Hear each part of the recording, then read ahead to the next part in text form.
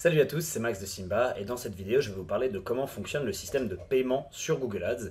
Beaucoup de gens pensent que sur les classements Google Ads, ceux qui payent plus sont ceux qui atteignent forcément la première position, ce qui n'est pas tout à fait vrai. Donc je vais continuer cette vidéo en vous montrant un schéma, qui est un schéma qui n'a pas été fait par nous, qui est un schéma assez connu, de comment fonctionne le système de paiement de Google Ads. Et comme ça je vais pouvoir vous expliquer un petit peu comment ça fonctionne et vous allez comprendre pourquoi certaines personnes sont mieux classées et payent moins. C'est-à-dire que des fois vous pouvez être en première position et finalement payer moins cher le clic que si vous étiez en deuxième position. Donc je passe tout de suite dans l'image. Donc voilà l'image avec un exemple d'une campagne Google Ads où on a 4 advertisers, donc 4 personnes qui font de la publicité sur le même mot-clé, qui sont en concurrence. D'accord? Donc on a ligne 1, advertiser 1, ligne 2, advertiser 2, etc. Advertiser 3, advertiser 4. Ensuite, nous avons 4 colonnes. Nous avons la colonne Max Bid, qui est votre mise, le combien vous êtes prêt à payer au maximum pour un clic. Dans le cas du premier advertiser, c'est 2 dollars. Dans le cas du deuxième, c'est 4 dollars, etc. Ensuite, nous avons le Quality Score. Le Quality Score, c'est une note que Google donne à votre publicité qui prend en compte 3 facteurs. 1, la landing page, donc où vous envoyez votre trafic. 2, la qualité de votre publicité. Et 3, le mot-clé que vous avez ciblé. Et donc la relation entre ces 3 éléments vous donne votre Quality Score, qui est une note de 1 à 10. Finalement, nous avons l'AdRank. Donc l'AdRank, c'est simplement la multiplication entre le Quality Score et votre Max Bid, qui est ici de 20 pour la première ligne, parce que 2 fois 10, ça fait 20. Et au final, nous avons le CPC final que vous allez payer pour un clic, qui, vous pouvez le voir, est de 1,61. Et comment on est arrivé à ça? On est arrivé à ça en faisant 16 divisé par 10, plus 0,01 égale 1,61. Donc, laissez-moi vous expliquer un peu ça, je vais y venir.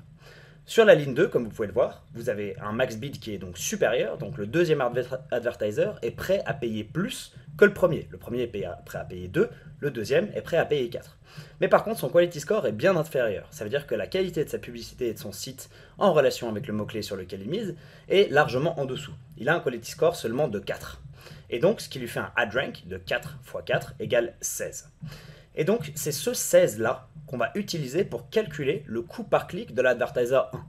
Donc tout d'abord, le classement de la publicité se fait en fonction de l'ad rank, comme vous remarquerez. Plus votre ad rank est élevé, mieux c'est. Donc si on avait par exemple ici eu l'advertiser 2 qui avait aussi un quality score de 10, à ce moment-là, on aurait eu 4 x 10, 40, il aurait eu un meilleur ad rank que le premier. Mais ici, c'est pas le cas, on voit bien que la première publicité a un ad rank de 20 et la deuxième a un ad rank de 16.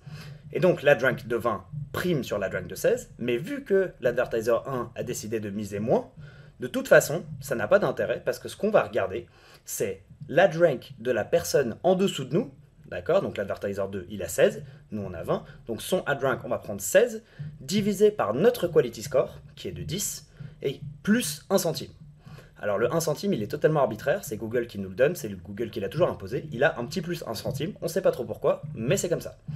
Donc il faut toujours vous dire, ad rank de la personne en dessous de vous, divisé par votre quality score plus 1 centime, est égal au coût par clic que vous allez finalement payer pour votre clic à chaque fois que quelqu'un va cliquer sur votre publicité. Donc c'est pour ça que des fois vous mettez des max bid à 2, mais vous payez moins cher, tout simplement parce que les autres personnes qui sont en concurrence avec vous sur le marché des publicités de Google, eh bien ils ont un ad rank qui est inférieur à vous, et donc vous allez toujours payer moins que votre mise maximale que vous avez mis en place. Donc voilà comment fonctionne le système de Google.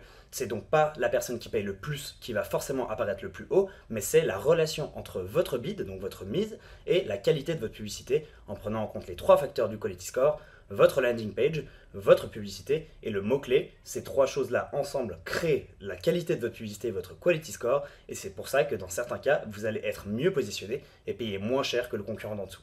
Donc voilà, j'espère que cette vidéo vous a plu et que vous avez bien compris comment fonctionne le système de paiement sur Google Ads Search principalement. Si vous avez aimé cette vidéo, n'hésitez pas à mettre un petit pouce levé et à suivre notre chaîne. On va continuer à faire des vidéos comme ça.